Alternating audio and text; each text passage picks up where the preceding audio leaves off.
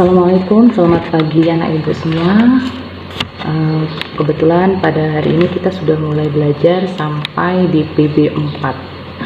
Baiklah, sebelum kita mulai belajar, silakan kita berdoa menurut keyakinan kita masing-masing ya. Berdoa, mulai. Selesai.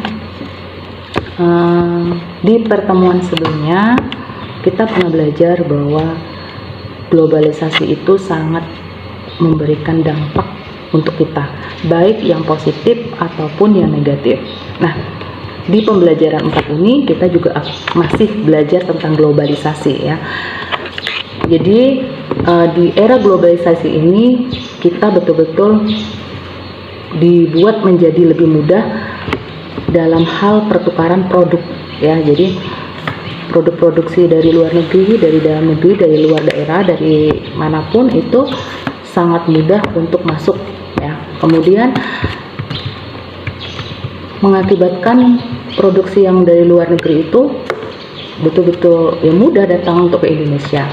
Nah, akibatnya apa? Akibatnya produksi dalam negeri atau produksi lokal ataupun produksi Indonesia itu menjadi ketinggalan. Maksudnya gini, banyak masyarakat yang mungkin lebih menyukai produksi luar negeri. Nah, jadi pengrajin-pengrajin yang ada di Indonesia, yaitu orang-orang yang membuat produksi tersebut, itu harus berani bersaing dalam hal kualitas. Kenapa? Karena masyarakat ini pada umumnya udah berpikir bahwa produksi dari luar itu bagus gitu loh, jadi produksi dalam negeri itu jelek, padahal tidak seperti itu, tidak semuanya seperti itu ya.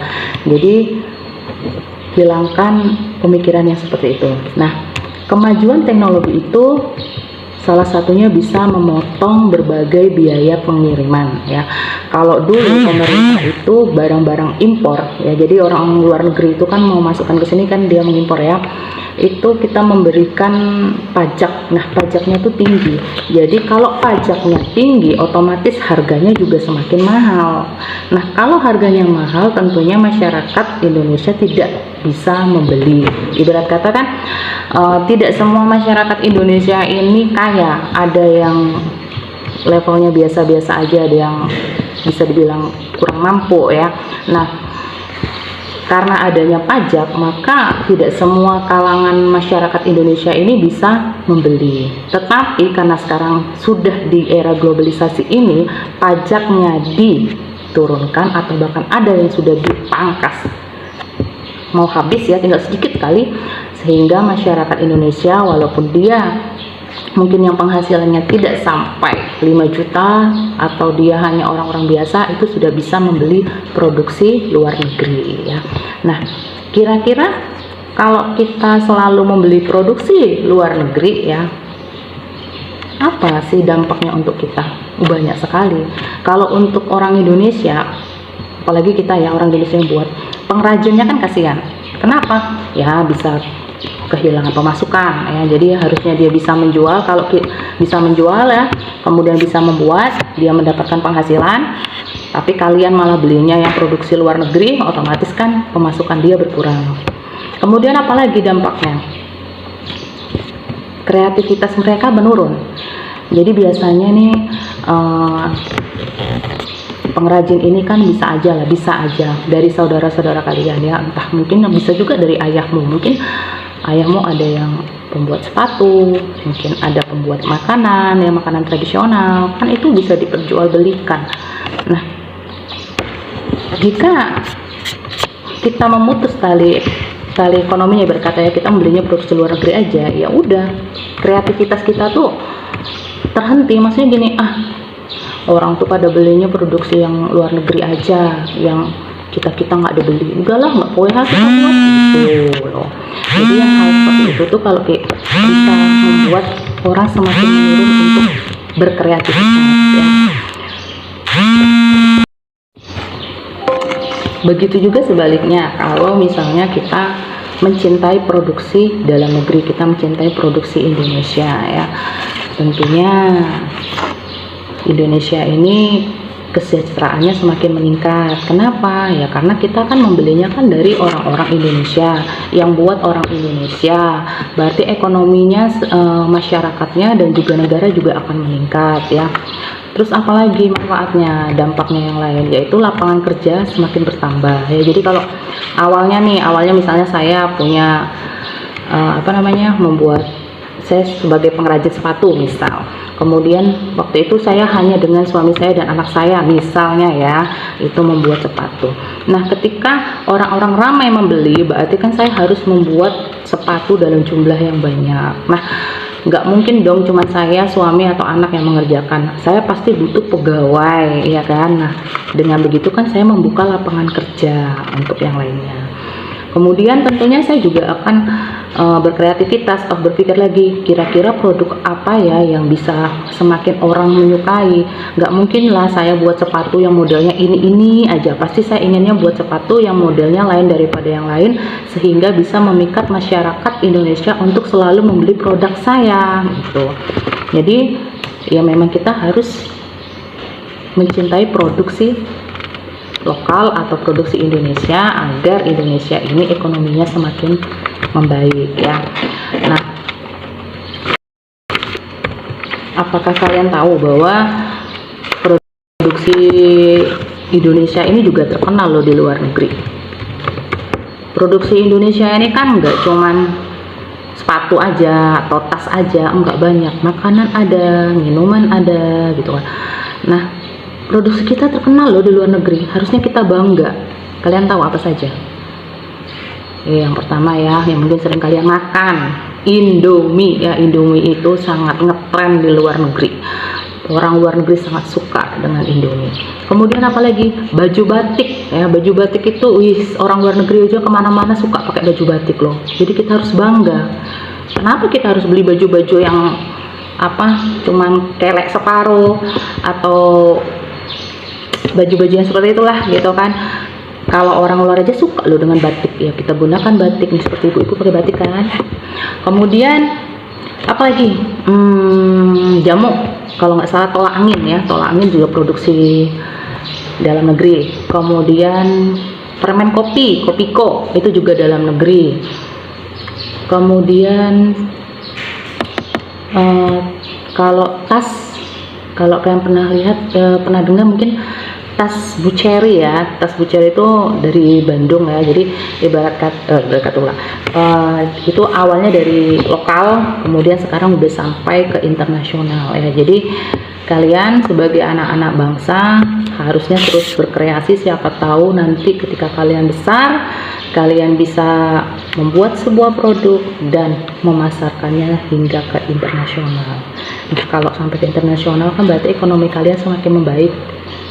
Indonesia juga ekonominya semakin maju ya. Sekarang coba kalian buka buku halaman 118. Di situ ada wacana yang berjudul Aku Cinta Produksi Indonesia ya. Di situ menceritakan bagaimana era globalisasi itu membuat produksi Indonesia semakin maju. Nah, di wacana tersebut kita akan mempelajari tentang kata baku dan kata tidak baku. Kalian masih ingat di pembelajaran sebelumnya Ibu sudah mengajarkan pengertian kata baku dan pengertian kata tidak baku. Kata baku, Ibu ulang ya, kata baku itu adalah kata yang sesuai dengan ejaan bahasa Indonesia yang benar dan ada di kamus besar bahasa Indonesia. Jadi pasti ada di situ. Kemudian biasanya kata baku itu digunakan di tempat-tempat yang resmi ya. Nah, kalau kata tidak baku itu tentunya kebalikannya dari kata baku. Jadi kata-kata tersebut tidak ada di KBBI, tidak sesuai ejaannya dengan benar ya. Nah, di dalam kata baku itu nanti kita akan membuat sebuah kalimat, yaitu kalimat efektif. Nah, kalimat efektif itu apa? Kalimat efektif adalah kalimat yang kaidah ejaannya dan tanda bacanya itu telah sesuai ataupun telah disempurnakan sehingga pembacanya mudah untuk memahami ya. Jadi kalimat efektif itu bisa membuat kita lebih mudah untuk membaca. Nah, syarat-syarat dari kalimat efektif itu apa? Yang pertama, harus sesuai dengan pedoman umum ejaan bahasa Indonesia atau yang kita sebut dengan PUEB. Jadi kalau dulu sesuai dengan EYD ya, kalau sekarang harus sesuai dengan PUEB. Kemudian yang kedua, sistematis. Maksudnya di sini sistematis adalah subjek dan predikatnya harus jelas ya. Ada subjeknya, ada predikatnya, tapi jelas ya. Kemudian yang ketiga itu adalah tidak boros atau tidak bertele-tele atau hemat kata. Jadi tidak ada kata yang diulang-ulang di situ. Kemudian yang keempat, tidak ambigu. Maksudnya ambigu di sini tidak memiliki makna yang ganda ya Nak ya. Jadi syarat dari kalimat efektif itu ada 4 ya, diingat-ingat ada 4. Nah, sekarang coba kalian perhatikan, Ibu di sini punya contoh kalimat efektif dan kalimat tidak efektif. Kalimat tidak efektif ya, itu bacaannya ini saya sambil baca di laptop. Mereka tidak bertengkar, tetapi mereka berdiskusi. Nah, di sini itu merupakan kalimat tidak efektif. Kenapa? Karena subjeknya ganda. Siapa subjeknya? Mereka. Mereka diucapkan 2 kali ya. Jadi subjeknya ada ganda. Yang baik yang seperti apa? Yang seperti di situ kalimat efektifnya adalah mereka tidak bertengkar, tetapi berdiskusi ya. Kemudian contoh yang kedua, sangat beruntung sekali nasib orang itu. Nah, di sini ada pemborosan kata ya. Di mana? Sangatnya itu adalah pemborosan kata. Jadi alangkah lebih baiknya tulisannya kalimat efektifnya adalah beruntung sekali nasib orang itu. Nah, contoh yang berikutnya yaitu menjamakkan kata yang sudah jamak ya. Aziz membagikan masker kepada para masyarakat. Nah, di sini siapa? Kok ada yang menjamakkan kata? Ada kata kepada dan ada juga kata para. Jadi kalau mau pakai kepada ya kepada saja, kalau mau pakai para ya para saja, nggak usah dua-duanya dipakai. Itu dimaksudkan di situ adalah menjamak kata, nggak boleh. Jadi tidak efektif. Yang efektifnya apa ya? Kalau kamu mau memakai kepada ya berarti di situ tulisannya Aziz membagikan masker kepada masyarakat. Tuh.